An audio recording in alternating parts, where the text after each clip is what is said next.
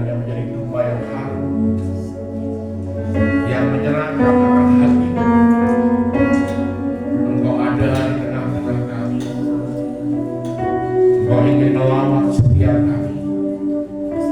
Tidak ada yang mustahil bagi Tuhan. Perkara atas hidup setiap kami. Kami yang lemah menguatkan, yang sakit Tuhan pulihkan dan Tuhan sembuhkan, yang punya pergumulan Tuhan menolong dan menerobos di dalam nama Tuhan kami Yesus Kristus, Yeshua HaMashiach. Terima kasih ya Bapa, dalam nama Tuhan kami Yeshua HaMashiach, Tuhan dan Juru Selamat kami. Kami bersyukur kepada-Mu.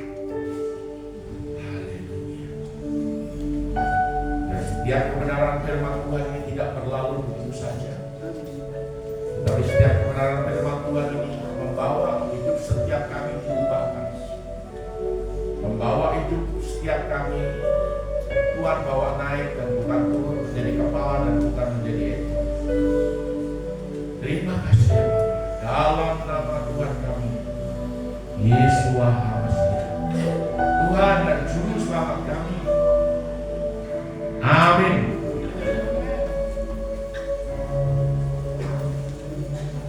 Shalom. Bapak Ibu saudaraku yang saya kasih dalam Tuhan, kalau ada yang baru pertama kali beribadah di tempat ini, tolong saudara berdiri dan ucapkan selamat. Selamat datang. Selamat. Ada yang baru pertama kali? Selamat datang. Selamat.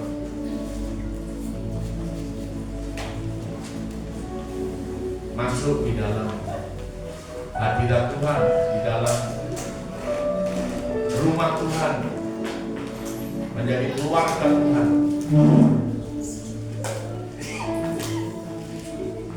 Puji Tuhan. Kita akan melihat satu kebenaran firman Tuhan.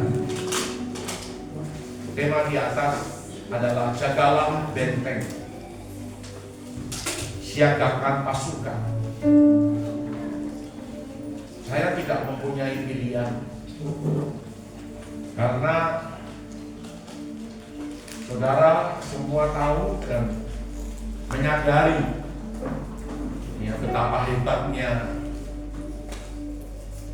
Tuhan akan berperkara atas pulau Biak ini. Seluruh mata dunia memperhatikan, melihat untuk pulau Biak ini. Dari sisi apa? Dari sisi geopolitik. Karena Biak ini begitu pentingnya untuk di kawasan Pasifik. Sehingga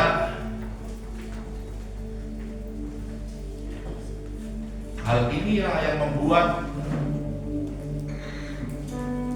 pemerintah kita NKRI mengizinkan pesawat-pesawat Rusia untuk bisa transit di Pulau Biak ini. Mengapa? Karena di luar sana ada AUKUS, yaitu Fakta Pertahanan Amerika, Australia, dan Papua Nugini. Di sisi lain, di Pasifik juga ada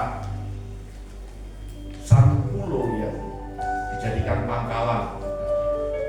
Nah, di sebelahnya lagi ada Darwin yang menjadi pangkalan Amerika. Jadi posisi kita memang membahayakan secara politik. Tetapi dengan adanya berita-berita seperti itu, saudaraku, kita memang tidak perlu takut, karena Biak ini ada dalam rancangan Tuhan. Pulau Biak ini pulau ujung bumi. Sekali lagi, Pulau Biak ini pulau ujung bumi. Jadi kalau ada belahan bumi timur, tidak ada pulau lain yang paling timur, itu tidak ada, hanya Pulau Biak. Memang ada pulau Papua, Tapi Papua kan ada Papua Nugini, ada Papua. Jadi tidak termasuk. Nah memang kalau kita melihat dari sejarahnya, itu Portugis abad 15 sudah masuk ke Pulau Biak ini. Dan saudara harus tahu bahwa sebenarnya sejarah yang benar Otto dan Gessler, ya saudara boleh tanya sama siapa saja, itu tanggal 12 Januari 1855 itu sudah mendarat di satu pulau namanya Pulau Nusombeba, yaitu di Karnindi. Tetapi karena pada masa itu Otto dan Gessler itu tahu bahwa menggenapkan rencana Tuhan dari Kisah Para Rasul 1 ayat ke-8, kalau Roh Kudus turun ke atas kamu, maka kamu akan menjadi saksi dari Yudea, Samaria sampai ke ujung bumi. Dan mereka ini adalah badan misi yang badan misi ini menugaskan dua hamba Tuhan ini untuk pergi ke ujung bumi, menggenapkan dari Kisah Para Rasul 1 ayat ke-8. Dan sampailah tanggal 12 Januari 1855 di Pulau Nusombeba di Karnindi. Tetapi pada waktu itu Mambri Wongsiwor dan Mambri Mirino itu menolak, bahkan dengan senjata yaitu panah, parang dan senjata-senjata yang lain. Mereka menolak untuk Otto dan Gessler ini mendarat masuk ke Karnindi. Mereka menunggu, dan ancaman itulah yang membuat Otto menjejakkan kakinya di Pulau Nusombeba, mengebaskan kakinya sehingga dia harus berlayar kembali masuk ke Supiori, ke Kiamdori yang ada air, ada sumber air di pinggir pantai itu adalah sumber air di mana Otto dan Gessler yang berdoa di sana.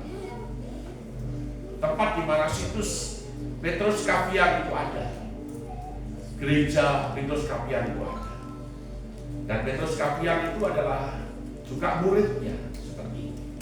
Nah saudara, saya tidak bercerita banyak, tetapi pada tanggal 4 Februari 2024 kemarin, kami sudah adakan rekonsiliasi marga Wongsiwor, marga Mirino, dan marga-marga terkait yang dulunya menolak, itu sudah diperdamaikan.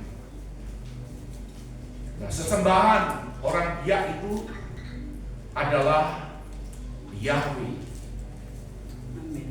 Ya, mohon maaf. Ya, jadi kalau orang-orang tua dulu berdoa itu Yahweh Ronangi,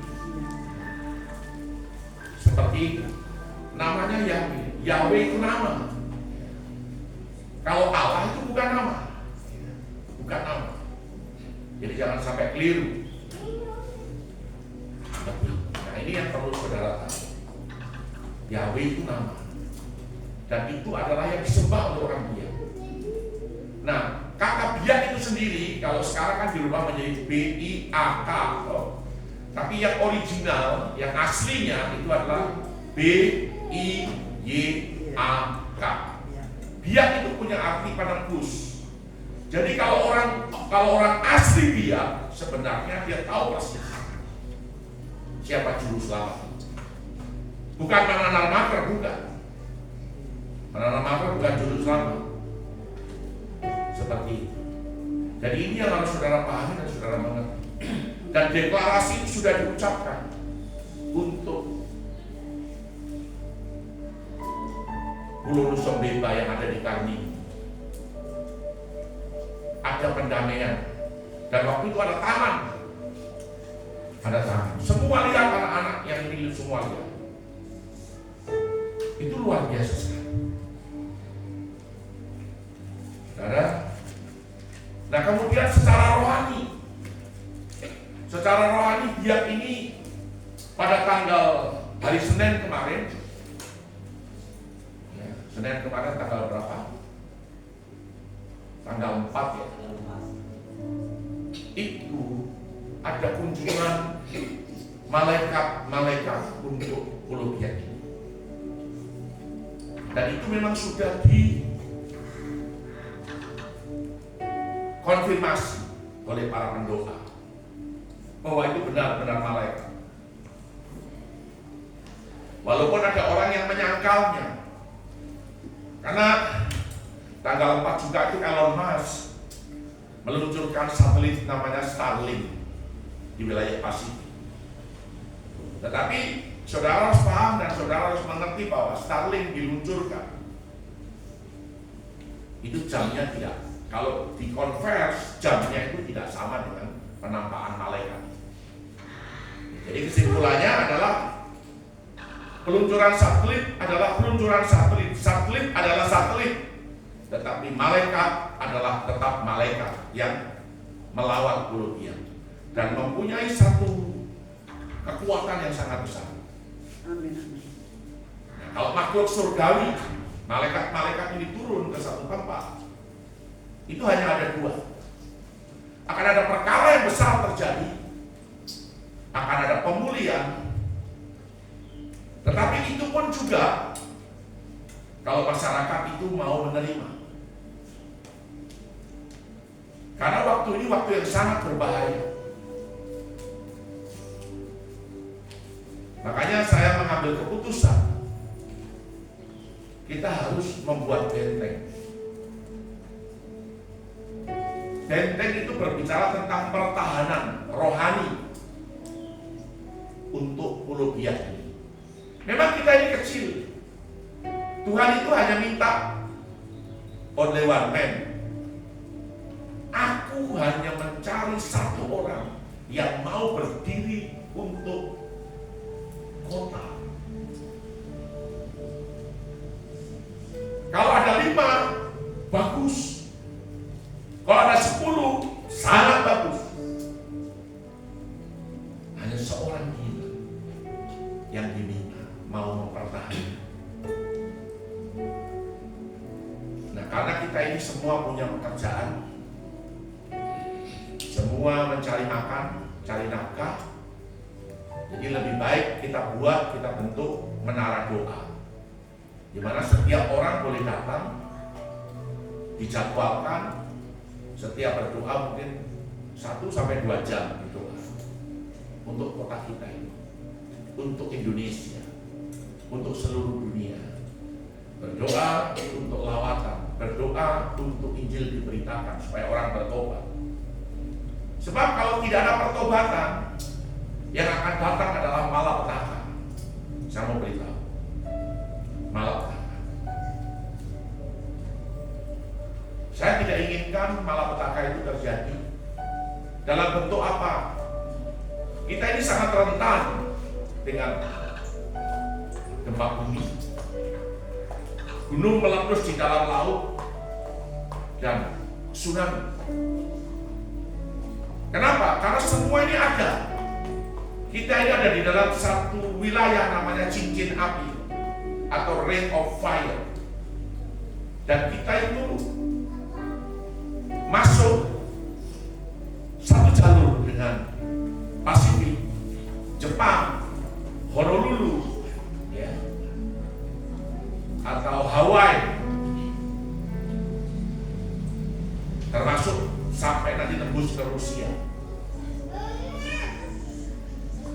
Nah, saudara, pilihan kita tidak ada. Kita harus menahan.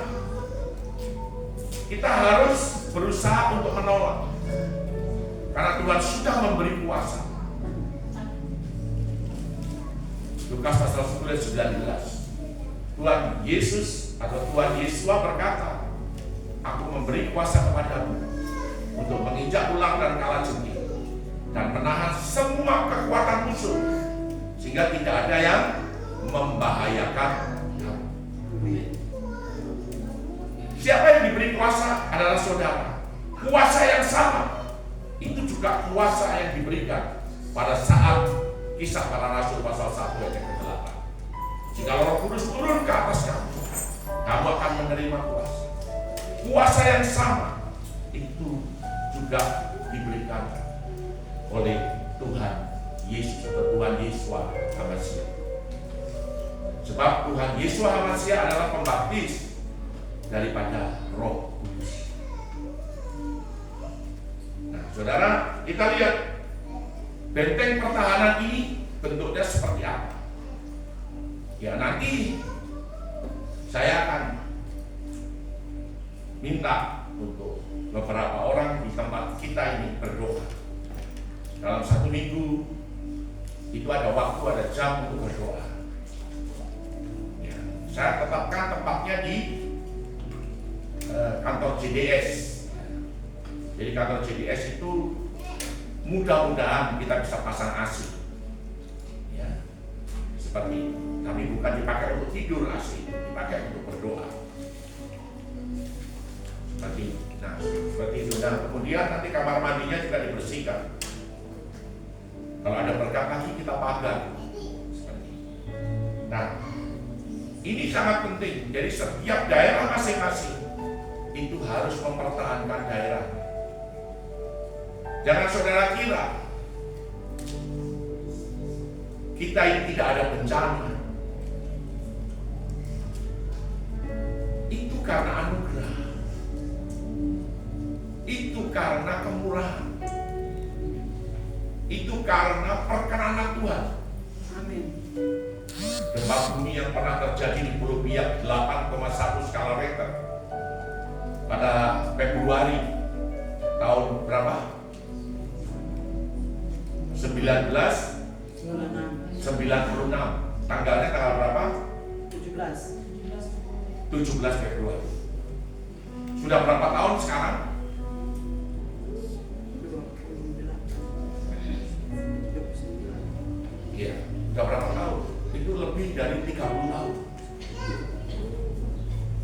Atau 29 tahun dari sekarang. Siklus 29. Siklus gempa itu 20 tahun. Jadi setiap 20 tahun pasti ada gempa. Saudara ada gempa. Saya tidak menakuti, tetapi itu anugerah. Kenapa kita berdoa keliling, menanam patok untuk menahan gempa? Ada 4 tiang, yaitu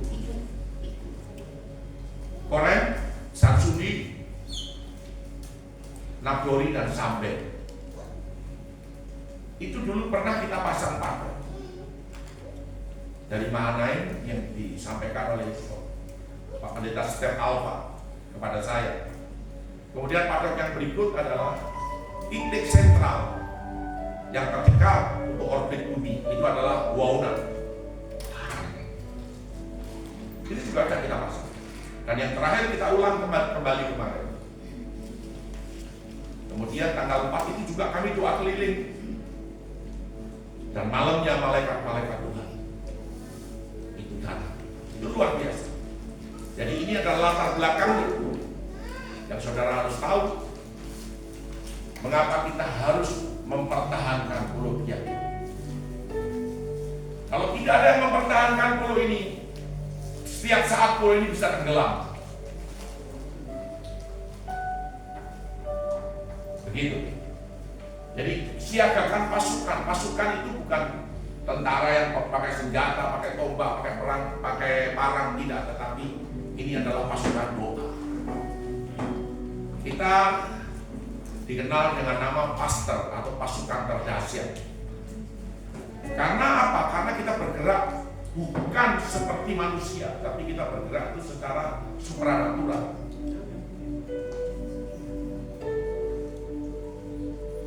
Ya, bergerak supranatural. Supranatural itu apa? Itu sesuatu yang ilahi,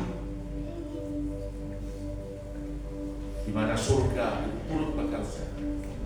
Karena supranatural itu dikuasai dan dipimpin oleh Roh Kudus. Baik, kita lihat dalam 1 Petrus pasal 5 ayat yang ke-8.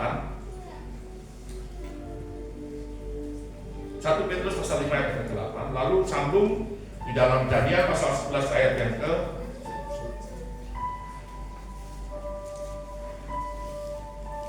kita akan lihat.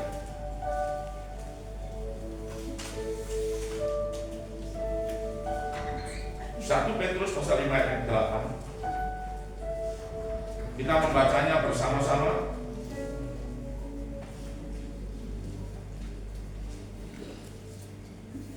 Iya. Satu, ayo kita berdiri dulu, kita baca.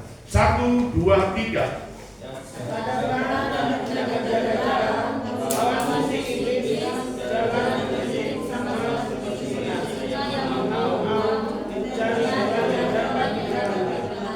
Iya.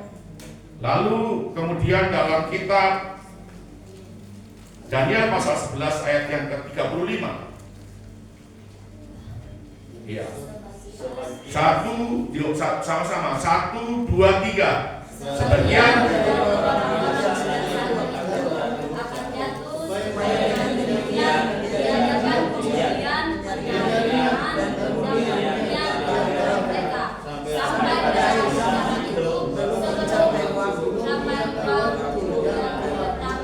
Oke, sekarang ayat 31. Dari saya salah kutip, tapi tidak apa-apa, itu bagus ya.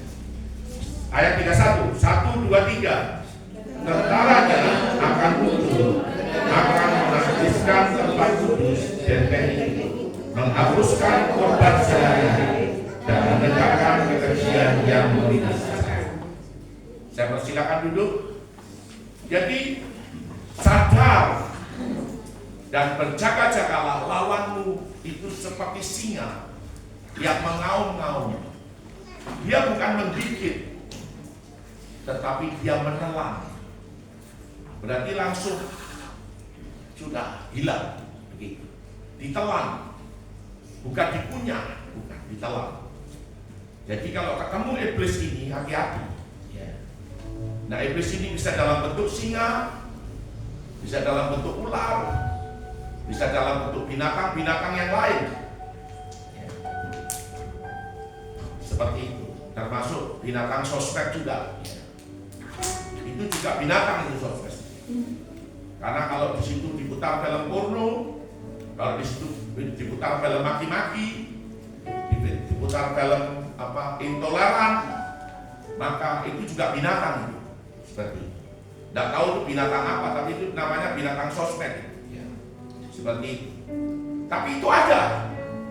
Dan setiap hari mungkin kita lihat, itu menawarkan untuk supaya kita ikut dia. Begitu. Tetapi ya orang bodoh lah yang mau ikut. Kita kan punya logika, kita kan punya otak, bisa kita pakai. Tetapi ini iblis akan terus menawarkan. Ya toh, berita bohong akan ditawarkan terus. Dan kalau berita bohong itu terus-menerus ditawarkan, dan mereka ada sebagian akhirnya meyakini kebohongan ini menjadi kebenaran. Begitu. Nah, berarti mereka sudah terjebak. Nah, saudara, kita tidak boleh ikut-ikutan. Kita harus doa, kita harus tahu persis bahwa ini adalah jebakan. Begitu. Nah, kemudian saudara, kenapa singa itu menelan? Karena singa itu, iblis itu sudah tidak punya gigi. Giginya sudah ompong. Nah, kalau dia punya gigi kan dia makan. Seperti kau makan roti, makan ayam goreng itu seperti itu. Kok enak loh kan gitu. Tapi iblis sudah bisa lagi karena giginya sudah ompong. Makanya dia hanya bisa menelan saja. Jadi kalau kau ketemu dia, hati-hati karena dia siap untuk telan kau. Kalau kau tidak siap, kalau kita tidak siap, tapi kalau kita siap, kita akan bilang dalam nama Yesus, cara Yesus, dengan begitu kan? Seperti itu. Tetapi saudara, semua ini memang harus terjadi seperti itu. Nah, kemudian yang berikut adalah dalam Daniel pasal 11 ayat 35. Ya. Di sini dikatakan sebagian orang, ayat 11 sebenarnya salah ini ya. Ayat 11. Ya, enggak apa-apa. Di sini saya baca ayat 11 ya. Tentaranya akan muncul, mereka akan menajiskan tempat kudus. Jadi, saudara, yang pertama-tama diserang oleh tentaranya Nah kebetulan kalau kita membaca Alkitab King James Version, Alkitab bahasa Inggris, itu dikatakan armies, itu pakai ES, artinya itu jamak, berarti bukan tentara, tetapi tentara-tentaranya. Nah karena ini berbicara akhir zaman, itu akan muncul di akhir zaman. Sekarang ini tentara-tentara setan sedang muncul dalam bentuk, bisa bentuk binatang, bisa bentuk binatang sosmed itu tadi, sedang muncul, ya, begitu, sedang muncul. Tujuannya untuk apa? Benteng, menajiskan benteng itu. Jadi saudara, sebenarnya kita ini adalah bait suci yang Tuhan. Gereja ini adalah tempat di mana kita berhimpun, berkumpul untuk memuji dan memuliakan Tuhan. Gereja ini adalah benteng, tetapi iblis berusaha untuk menajiskan. Iblis berusaha untuk mencemarkan. Seperti itu. Melalui binatang, entah itu ular, singa, entah itu binatang sosmed itu tadi. Memang ada yang baik, tetapi yang tidak baik terlalu banyak. Jadi hati-hati, engkau akan tercemar, engkau akan menjadi najis karena binatang-binatang itu. Dan tidak ada seorang pun yang dapat untuk menghindari ini, karena ini setiap hari ada di sekitar kita, dan iblis selalu menawarkan tawaran. Nah jadi menajiskan benteng itu, ya. Kemudian yang coba next berikutnya, itu apa yang diserang, apa yang dirusak dan dibongkar. Itu adalah menajiskan benteng yang pertama, 3M. Yo, selamat datang anakku. Ini anak paling ganteng. Hamba Tuhan yang hebat, ya. Begitu. Saudara, menajiskan benteng, menajiskan tempat kudus tubuh kita ini. Gereja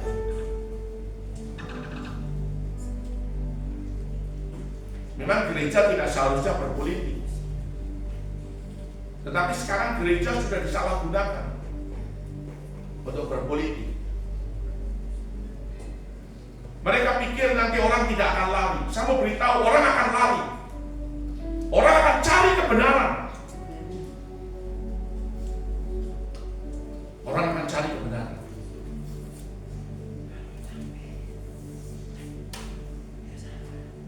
Seperti cepat atau lambat mereka akan lari dan keluar dari gereja yang model begini. Ini saya sudah sampaikan, ya. Nanti tinggal kau lihat saja dalam 2-3 tahun ke depan.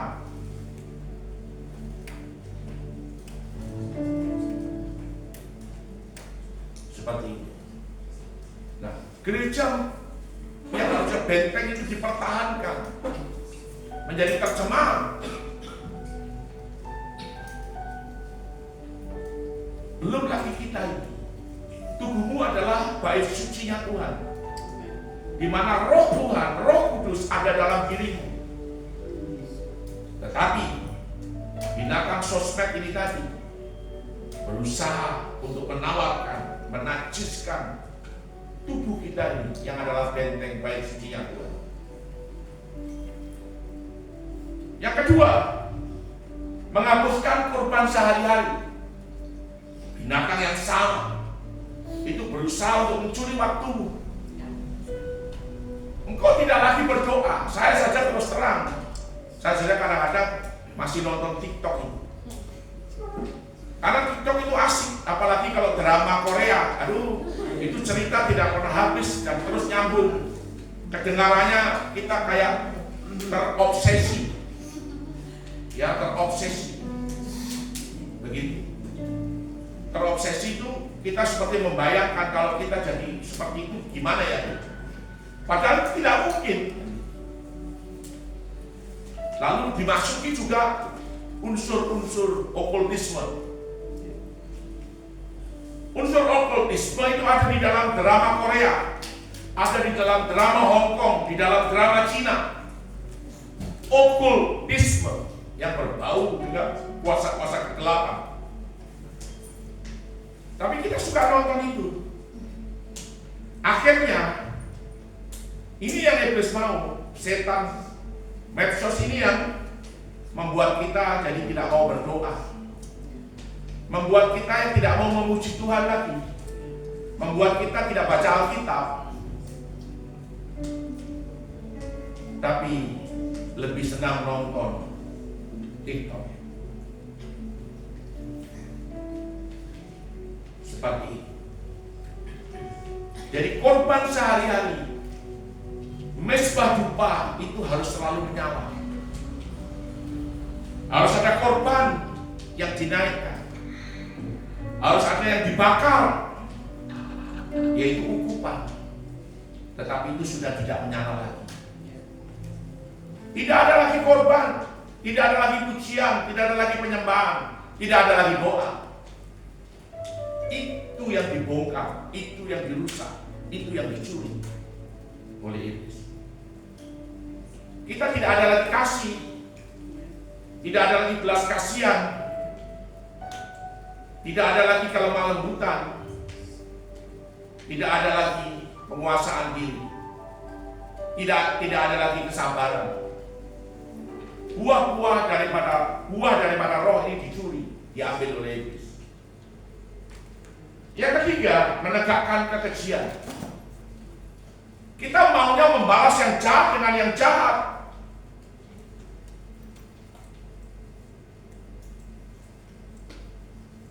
Ada sebuah kesalahan, mungkin saja kau lakukan.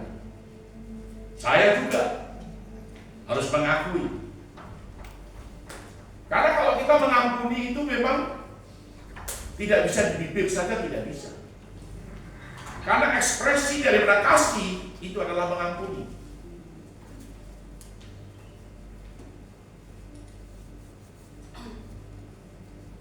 Saya juga merasakan ada satu kesalahan yang saya lakukan, tapi bukan berzina, tetapi dalam hal pengampunan. Pada waktu saya dibacok itu hari, seharusnya saya mengampuni, harus. Tapi karena situasi di luar yang membuat kita ini akhirnya membawa orang itu ke dalam hukuman. Dan itu saya sudah diskusi, saya tanya Tuhan, itu salah. Apalagi dengan kesaksian Alfa yang ada seorang nona yang bernama Sarah, itu diperkosa sampai mati oleh pacarnya. Tetapi orang tuanya berdoa, Tuhan bilang ampuni.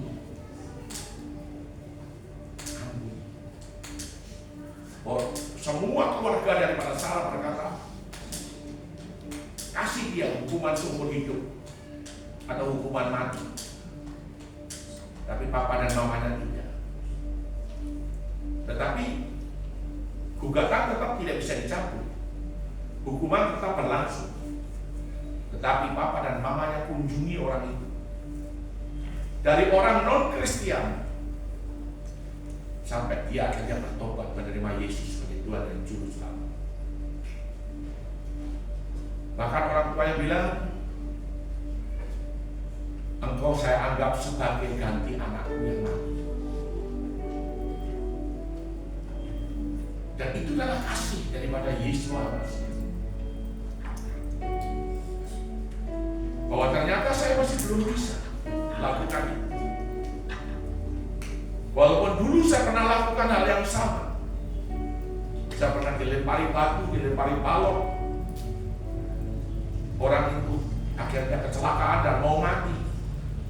Saya sudah berdoa, Tuhan kalau boleh saya berdoa, kalau tidak boleh biar dia mati sudah. Hari pertama, hari kedua doa saya yang sama, hari ketiga doa saya yang sama, dan hari ketiga Tuhan bilang pergi dan doakan dia. Dan setengah 12 malam saya pergi ke rumah sakit untuk mendoakan orang ini. Dan mukjizat terjadi. Orang ini sembuh. Lalu saya ajak makan bersama. Itulah kasih Kristus sebenarnya. Tapi seringkali sekitar kita mempengaruhi kita untuk kita tidak bisa mengakui. Saudara, menegakkan kekejian ini berbahaya. Karena engkau akan membalas yang jahat itu dengan yang jahat. Tidak ada kasih di sana. Sedangkan Tuhan, kalau engkau ditambah pipi kirimu, beli pipi kananmu. Betul atau salah? Bisa kita lakukan itu? Kalau di YouTube itu bilang, yo pipi kiri saya kasih, tapi nanti kau pukul. Dia balas dengan pukulan. Dari pipi kiri ditampar, tapi di tangan kanan dia balas dengan tonjokan. Itu ada di YouTube, toh? Nah, saudara harus hati-hati. Yang berikutnya, saudara, di dalam Nahum pasal 2 ayat yang ke-1 dan ke-2, ini dikatakan dengan jelas. Tolong ada satu orang bisa baca.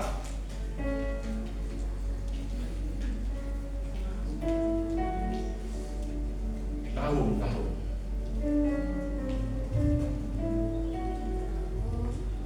Nahum pasal 2 ayat 1 sampai 2. Pembongkar maju terhadap engkau, adakah penjagaan di benteng? Pembongkar itu apa? Maju terhadap engkau. Maju terhadap engkau.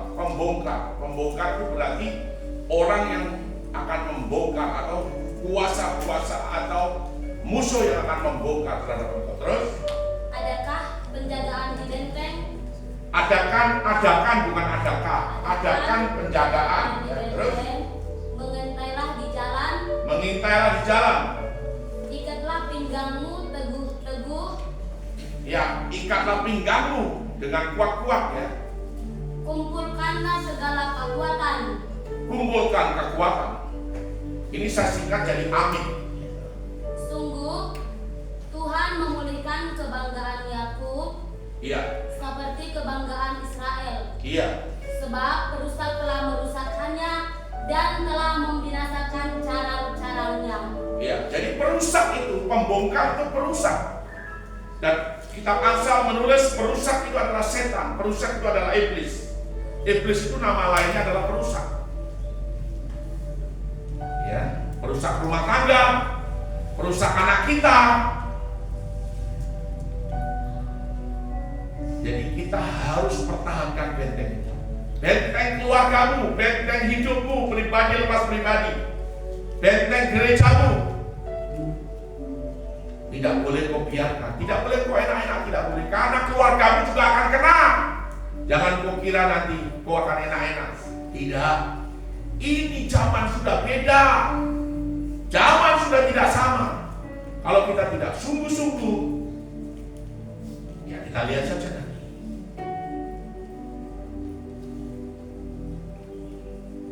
Mungkin kesannya saya menakut-nakuti ya. Tidak. Ini nyata, ini real, nyata. Seperti itu. Ya, oke, yang berikut. Yang diserang atau dibongkar adalah buah roh. Kasih, sukacita, damai sejahtera, kesabaran, kemurahan, kebaikan, kelemah lembutan, penguasaan diri. Nah, saudara, coba kembali yang pertama dulu. Yang Kejadian pasal 3 ayat 1 sampai yang ke-7. Ya. Ini kisah dalam Alkitab. Tawaran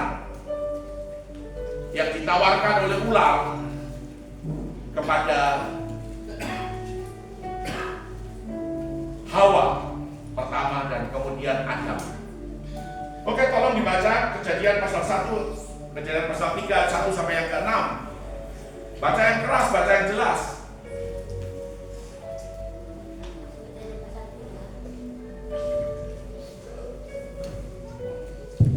Kejadian 3 ayat 1 sampai dengan 6.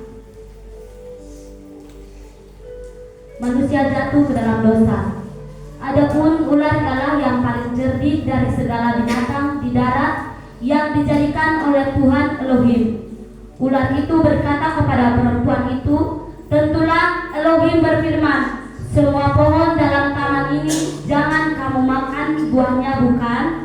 Ayat yang kedua, lalu sahut perempuan itu kepada ular itu, buah pohon-pohonan dalam taman ini boleh kami makan, tetapi tentang buah pohon yang ada di tengah-tengah taman, Elohim berfirman, janganlah kamu makan ataupun rabah buah itu, nanti kamu mati.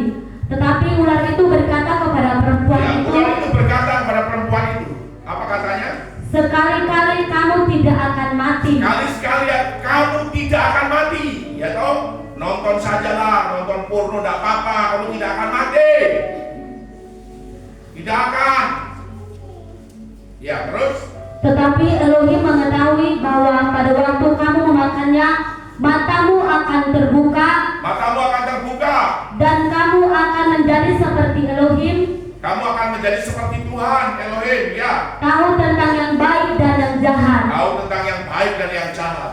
Perempuan itu melihat bahwa buah pohon itu baik untuk dimakan dan buah sedap. Pohon itu baik untuk dimakan, terus? Dan sedap kelihatannya. Dan enak atau sedap kelihatannya, terus? Lagi pula pohon itu menarik hati karena memberi pengertian. Iya, pohon itu menarik hati, sepertinya memberi pengertian, padahal itu tipuan, padahal itu jebakan, ya. Lalu ia mengambil dari buahnya itu dan dimakannya, dan diberikannya juga kepada suaminya yang bersama-sama dengan dia, dan suaminya pun memakannya. Iya, tuannya itu adalah Adam, ikut memakannya. Jadi saudara, ini tawaran. Ya toh, kita di gereja ini bisa indah menyembah. Saudara tahu penyembahan kita ini tadi itu hebat, luar biasa. Itu hadirat Tuhan itu turun. Tuhan ada di tengah-tengah kita, saudara rasa atau tidak? Semua hati dijamah. Malaikat-malaikat ada bersama dengan kita. Ini tidak main-main loh. Tidak main-main. Ada seperti sungai yang mengalir. Saudara bisa rasakan. Itu luar biasa. Sangat luar biasa. Dan itu bisa dinikmati.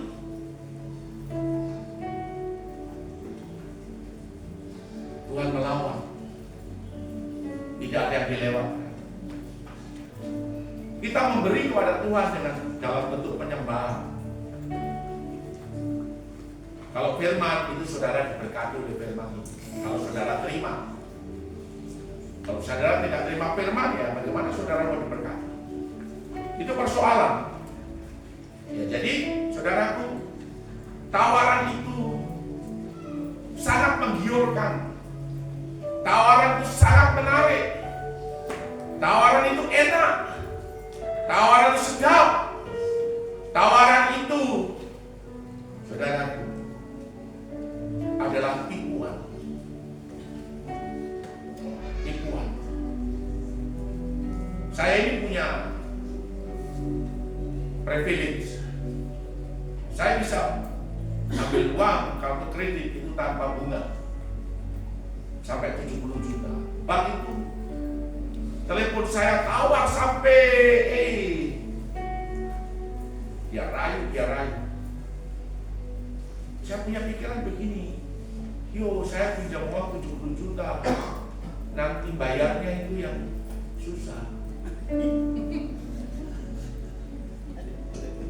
Utangnya enak. Lalu saya punya pikiran lagi, uang ini mau dipakai apa?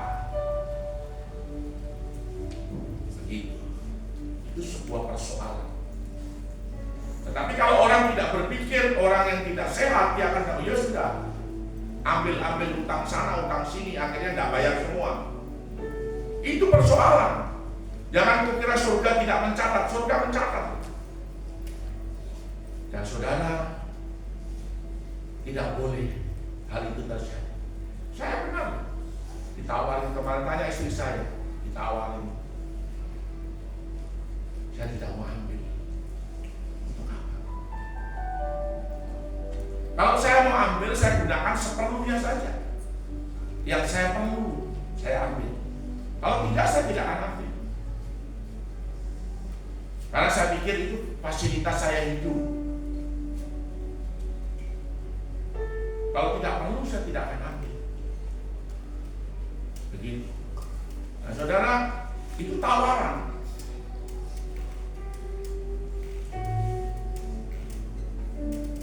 Jadi terserah dengan saudara dan saya. Ini nona-nona dan nyong-nyong yang ada ini. Jangan sekali-sekali kau coba-coba pacaran. Kok baru SMP saya semua pacaran.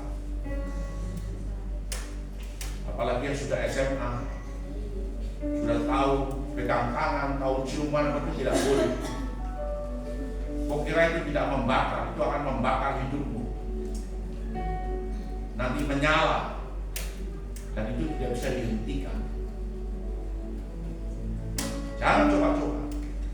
Makanya orang tua, ya kalau bapak itu sering doakan anaknya perempuan, supaya anak-anaknya perempuan itu kalau lihat laki-laki tidak ganas gitu. Pegang, doakan, peluk, doakan. Kok bapaknya kan tidak ada masalah. Anak laki-laki juga sama. Tapi jangan peluk istri orang, jangan. Atau anaknya orang, jangan. Anak doakan. Mama juga sama, mama juga perlu anak laki-laki. Supaya anak laki-laki itu kalau lihat perempuan tidak ganas. Ini bahasanya yang tidak enak ya. Mestinya ada bahasa yang lain lebih enak. Tetapi inilah kenyataan. Karena dunia ini kehilangan figur Bapa. Dunia ini juga kehilangan figur Mama. Jadi harus ada figur Bapa dan figur Mama di dalam rumah. Di dalam rumahmu, maksud saya rumah saya juga. Supaya pembongkar ini tidak datang ke rumahmu. Supaya perusahaan ini tidak datang ke rumahmu.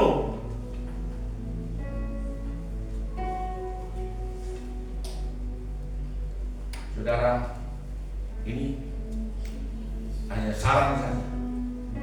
Alangkah indahnya kalau anak-anak kita itu nanti dia menikah sampai ke pemberkatan nikah, mereka masih ada dalam kekudusan.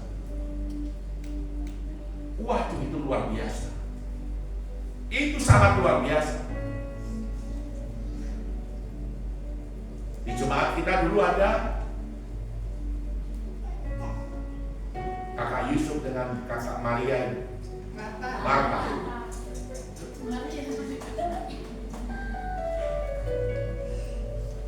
Memang harus seperti itu. Jaga. Jangan sampai benteng itu dinajiskan oleh perusak, oleh pembongkar. Seperti itu. Nah, saudara, tawaran ini saudara harus pahami dan mengerti, dan saudara harus berani menolaknya. Amin. Amin. Saudara kasih nasihat untuk anak-anak. Seperti itu. Nah, saudara, tadi yang dicuri apa? Yang dibongkar apa? Itu adalah buah roh.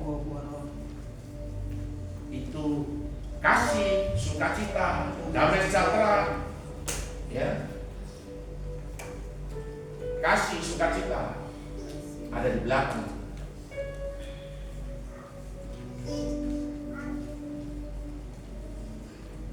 Kasih, sukacita, damai sejahtera, kesabaran, kemurahan, kebaikan, kelemah lembutan, dan penguasaan diri.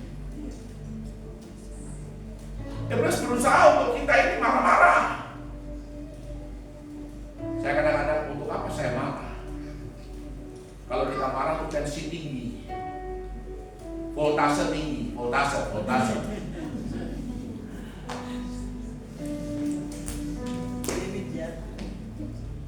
Tidak perlu kita marah.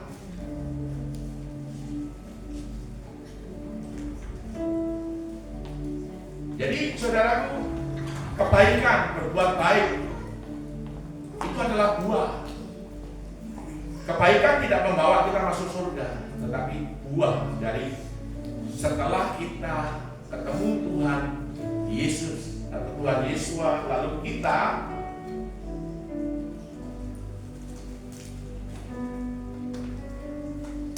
berbuah kebaikan. Kita lihat di dalam tadi Yesaya pasal yang ke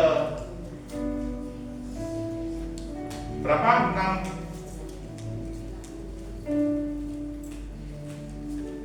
62 ayat yang ke-6. Tolong baca.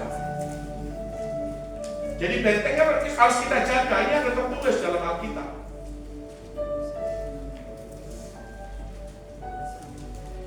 Yesaya 62 ayat ke-6. Di atas tembok-tembokmu, hai Yerusalem, dan kutempatkan pengintai-pengintai. Sepanjang hari dan sepanjang malam mereka tidak akan pernah berdiam diri. Hai kamu yang harus mengingatkan Tuhan kepada Sion, janganlah kamu tinggal tenang. Amin.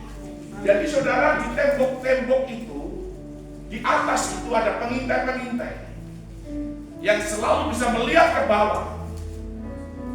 Kalau ada serangan, kalau ada musuh, ada pembongkar, ada perusak itu datang, kita bisa lihat dan kita bisa tolak, kita bisa tahan, dan kita bisa gempur balik. Seperti itu. Kemudian 2 Samuel pasal 18 ayat 26. 2 Samuel pasal yang kedua ayat yang ke-18. 2 Samuel 18 ayat yang ke-26. Penjaga itu melihat seorang lain datang berlari, lalu penjaga itu menyerukan kepada penunggu pintu gerbang. Katanya, lihat, ada lagi orang datang berlari seorang diri. Berkatalah raja, itu pun pembawa kabar yang baik. Iya. Terus yang berikutnya, Ayat yang ke-27. Sesudah itu berkatalah penjaga, aku lihat cara berlari orang yang pertama itu seperti cara berlari Ahimaaz bin Sadok. Berkatalah raja, itu orang baik, ia datang membawa kabar yang baik. jadi di atasnya pintu gerbang itu ada menara. Menara itu yang mengintai, sehingga tatkala ada musuh datang, dia bisa lihat. Dan pengintai itu yang memberitahukan, ada orang datang nih, mendekat ke benteng kita, ke rumah kita. Oh ya, siapa? Musuhkah, temankah, atau siapa? Nah makanya nanti kita akan bentuk menara doa. Jadi Bu Heti, Bu Seli ada waktu untuk berdoa. 1 minggu 1 kali saja. Selain daripada kegiatan kita yang ada, karena kegiatan kita ini hanya ditopang oleh doa. Kegiatan pelayanan anak ini, itu kalau tanpa doa tidak akan bisa, tidak akan berhasil, tidak akan. Kita tidak inginkan pembongkar itu datang nanti untuk pelayanan anak-anak itu. Seperti itu. Jadi akan kita bentuk, lalu nanti kita siapkan teh, gula, kopi, mungkin kita siapkan kue juga.